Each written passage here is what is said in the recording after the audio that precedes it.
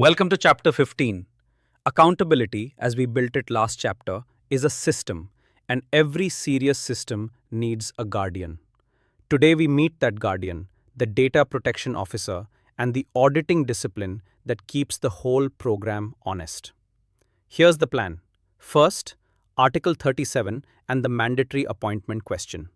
Which organizations must have a DPO? Public authorities, the large-scale monitors, the sensitive data processors, and the judgment calls hiding inside phrases like core activities and large-scale. Then, Article 38, the independence architecture. Why the DPO reports to the highest management level, cannot receive instructions, cannot be dismissed for doing the job, and the trap organizations walk into constantly cannot hold conflicting roles. Next, Article 39, the tasks themselves: informing, advising, monitoring compliance, guiding DPIAs, and serving as the bridge to supervisory authorities, plus the qualifications and resources the role genuinely demands. And then we widen the lens to auditing, internal compliance reviews, external assessments and certifications, and the craft of scoping, rating findings, and driving remediation to closure. Why pair these topics? Because a DPO without audits is a conscience without evidence, and audits without a DPO are findings without a champion. Together, they're how privacy programs stay true after the launch enthusiasm fades. Let's meet the guardian. Let's answer the question every organization asks eventually. Do we need a data protection officer? Article 37 makes appointment mandatory in 3 situations, and each contains interpretive puzzles worth mastering. Situation 1. Public authorities and bodies, always, regardless of size or data volume, with a single exception for courts acting in their judicial capacity, a carve-out protecting judicial independence. A village council and a national ministry share this duty equally. And the guidance extends the spirit further. Private organizations performing public tasks, utilities, public transport concessions, are strongly encouraged toward appointment even where not strictly caught. Situation 2, where core activities consist of processing operations which require regular and systematic monitoring of data subjects on a large scale. Unpack the 3 loaded phrases. Core activities means the processing is central to achieving the organization's goals, not ancillary. Every company processes employee payroll, that's support. But for an ad network, tracking users is the business itself. Regular and systematic means ongoing, organized, methodical, occurring according to a system: behavioral advertising, telematics insurance, loyalty program profiling, location tracking by apps. And large scale, the guidelines decline to give a number, instead weighing the count of data subjects, the volume and range of data, the duration, and the geographical extent. A single physician's patient records, not large scale, a hospital networks certainly. Situation 3. Core activities consisting of large-scale processing of special categories or criminal conviction data. Hospitals again, insurance companies processing health claims, background check providers. 3 practical notes finish the picture. A corporate group may appoint a single DPO provided that person is easily accessible from each establishment, one guardian, genuinely reachable everywhere. Member states may mandate DPOs more broadly. Germany famously does, so always check local law. And the voluntary trap: appoint a DPO without being required to, and every protection and requirement of Articles 37 through 39 applies in full anyway. The title is never decorative. If you want privacy staff without the statutory regime, call them something else, privacy manager, and say so clearly. Now for what makes the DPO role unique in the corporate world: its independence architecture. Article 38 builds a protective cage around the position, and every bar of that cage answers a specific way organizations might, deliberately or accidentally, neuter their own watchdog. Bar 1. Involvement. The DPO must be involved properly and in a timely manner in all issues relating to personal data protection. Timely is the operative word. Consulted at the design table, not informed at the launch party. The organization that presents its DPO with finished projects for blessing has already violated the spirit and usually the letter. Bar 2. Resources and access. The organization must support the DPO with the resources necessary, access to personal data and processing operations, and resources to maintain expert knowledge. A DPO without budget, staff, or system access is scenery. Bar 3. The heart of independence.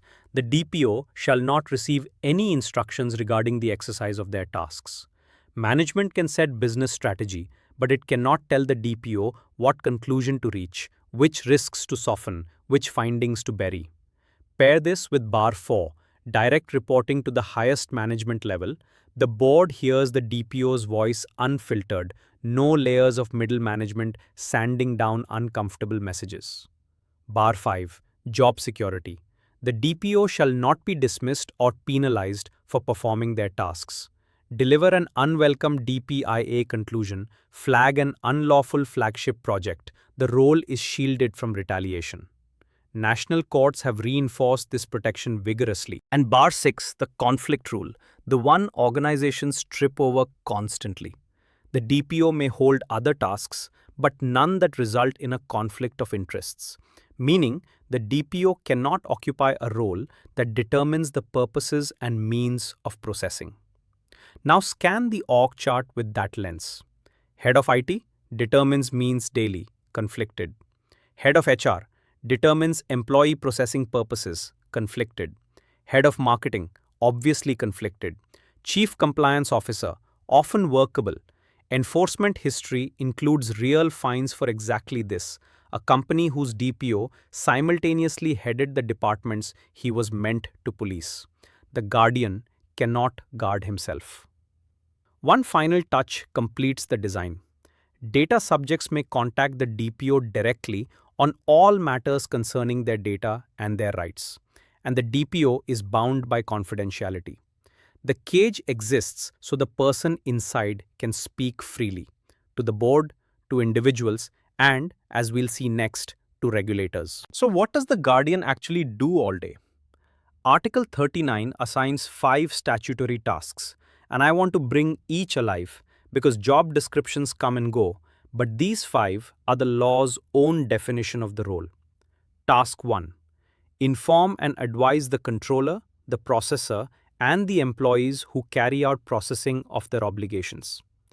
The DPO is the organization's internal teacher and counsel, answering the daily stream of questions.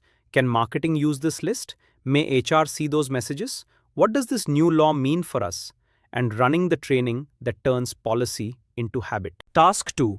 Monitor compliance with the regulation, with other data protection provisions, and with the organization's own policies, including the assignment of responsibilities, awareness raising, training, and audits. Read that carefully. Monitoring is watching, checking, verifying, not doing. The DPO reviews whether retention schedules are honored, whether rights requests meet deadlines, whether the ROPA reflects reality, which surfaces the subtle boundary the guidelines stress. Compliance itself belongs to the controller, never to the DPO.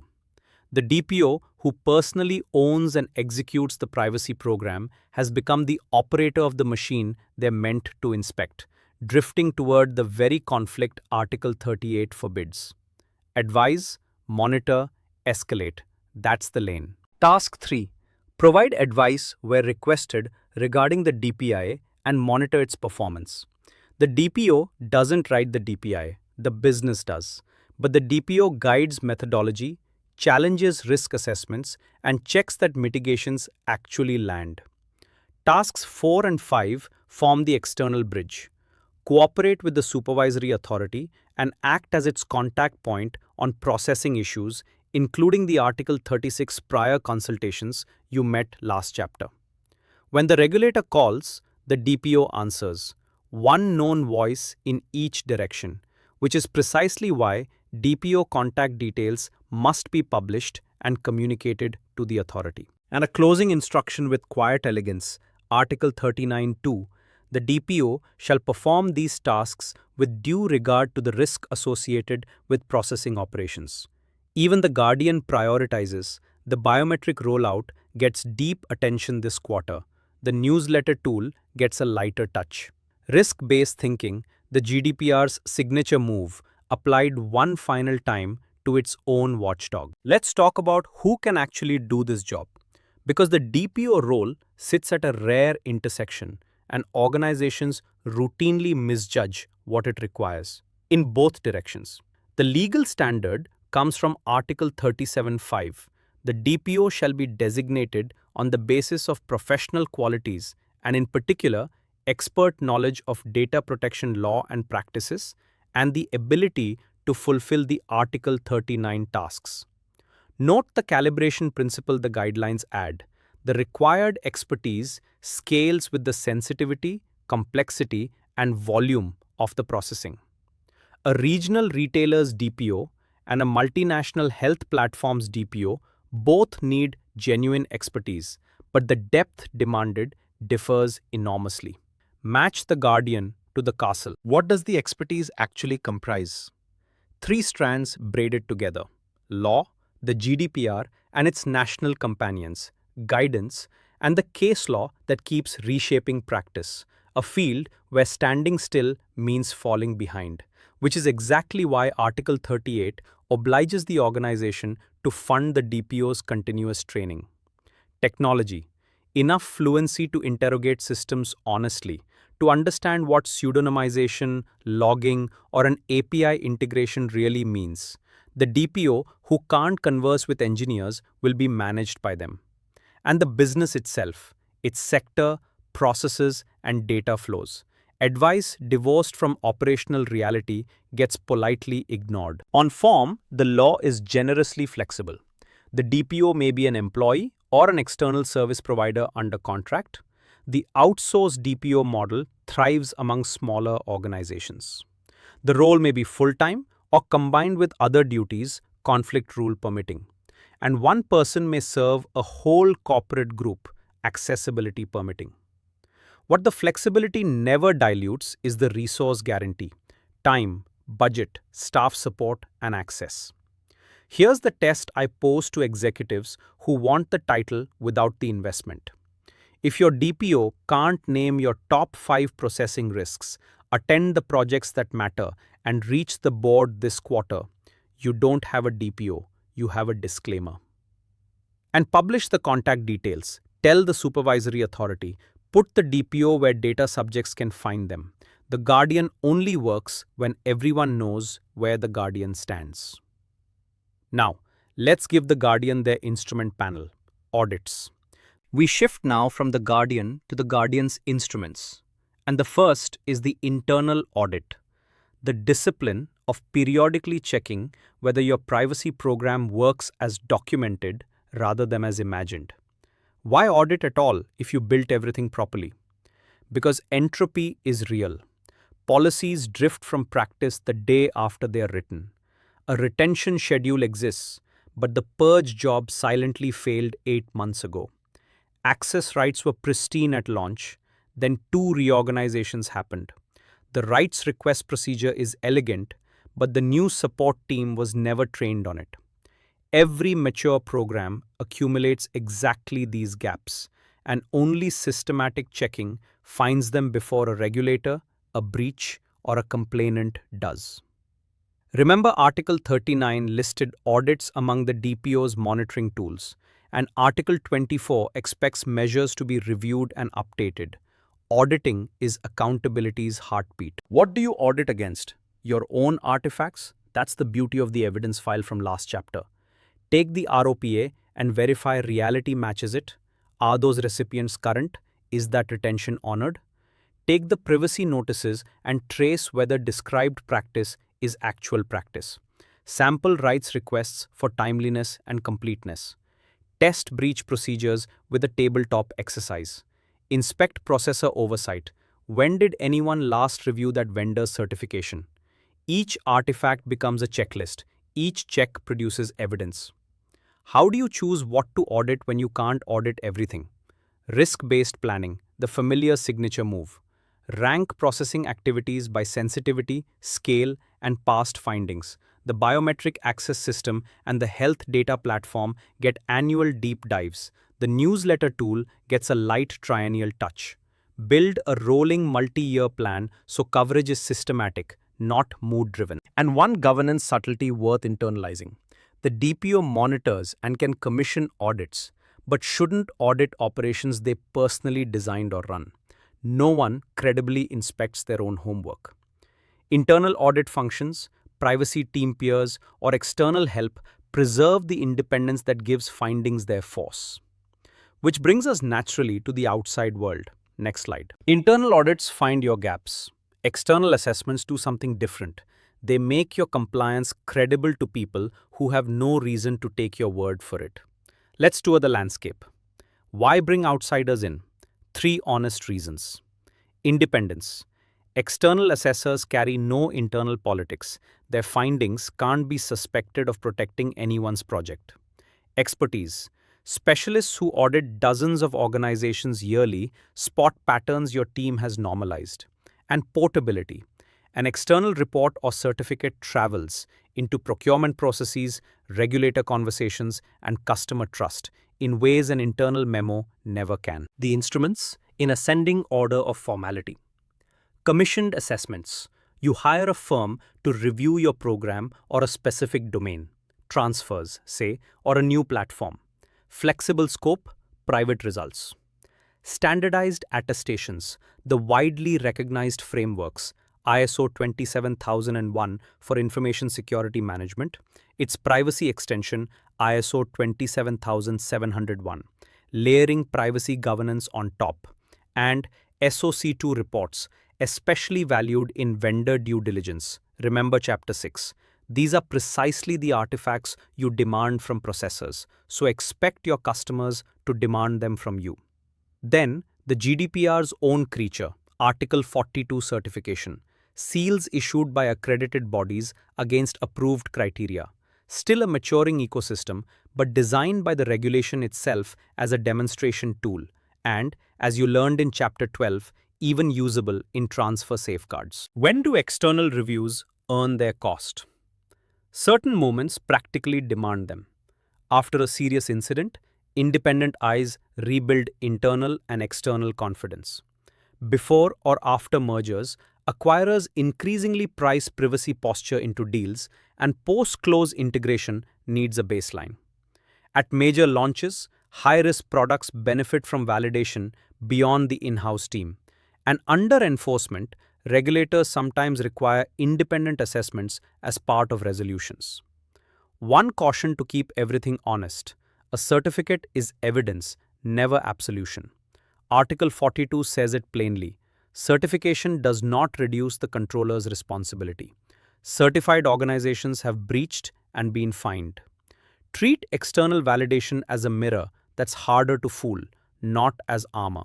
The mirror only helps if someone acts on the reflection, which is exactly where we close this chapter. Let's finish with the craft that turns auditing from ritual into results. Scoping well, scheduling sensibly, rating honestly, and the step where programs live or die, driving findings to closure. Scoping first. An audit of everything is an audit of nothing. So define boundaries deliberately. Scope by processing activity, the entire recruitment data lifecycle. By system, the CRM and its integrations. By obligation, rights request handling across all channels. Or by entity, the newly acquired subsidiary. Write the scope down before starting. Scope creep mid-audit produces shallow coverage everywhere and depth nowhere. Frequency follows risk, the rhythm you already know. High-risk domains, annual or continuous monitoring. Medium, every 2 to 3 years on the rolling plan. And beyond the calendar, event-triggered audits, after incidents, after major system changes, after reorganizations, after new laws land. A schedule plus triggers, that's a living program. Now findings, and here, craft really matters. Rate each by severity with defined criteria. Critical, unlawful processing or exposed sensitive data. Act now. High, significant gaps like missing processor contracts. Medium, weaknesses like stale ROPA entries. Low, improvements. Honest rating is a cultural test. Organizations that pressure auditors to soften severities are lying to themselves with extra steps. Then, remediation, the step that separates theater from governance. Every finding gets three things: an owner, a named human, not a department, a deadline proportionate to severity, and a tracked status reviewed at a set cadence. Critical items escalate to leadership immediately, and here's the discipline that stings. Unresolved findings must climb the hierarchy. An overdue critical finding is a board conversation, not a slide footnote. Close the loop with retesting. Remediation isn't done when someone says fixed, it's done when the fix is verified. And archive everything: plans, reports, remediation logs, verification evidence. Regulators investigating an incident routinely ask, "Did you know about this weakness, and what did you do?" The organization that answers, "We found it in last year's audit, fixed it in 90 days, and retested," tells the story of a functioning program even amid failure. That story, backed by paper, is what this entire chapter, and honestly, this entire accountability arc, has been building toward. The Guardian watches, the audits verify, the findings close, and the evidence remembers. That's a privacy program that's actually alive. Superb. Chapter 15 done. And the accountability story now has its complete cast. You know, when a DPO is mandatory, how independence is armored, what the 5 statutory tasks demand, what expertise and resources the role deserves, and how internal and external audits keep the whole program truthful, from scoping through verified remediation. This is the operational heart of professional privacy work. Our brief ritual, as ever. If this playlist keeps earning its place in your preparation, subscribe to the channel. It unlocks this series plus every other certification playlist we publish, and it powers more free structured training for everyone studying alongside you. Keep the sequence sacred too. Next chapter, the enforcement finale of the accountability arc, the supervisory authorities and their powers, the EDPB and EDPS properly introduced, the one-stop shop mechanism, the two-tier fine structure with its headline cases, and the compensation and collective action routes individuals wield. You've built the program. Next, we meet the referees who judge it. And for exam-grade practice, our complete CIPP/E course on Udemy delivers the full arsenal: chapter quizzes, realistic full-length practice tests, role-play scenarios like defending your DPO's independence to a cost-cutting executive, and downloadable revision toolkits. The link sits in the description below. Take a breather, and here's your self-test en route. Name the 3 mandatory DPO triggers and 1 conflicted role the DPO can never hold. Then meet me in Chapter 16. See you there. That completes chapters 11 through 15. Say continue, and I'll pick up from Chapter 16. Supervision, enforcement, fines, and compensation.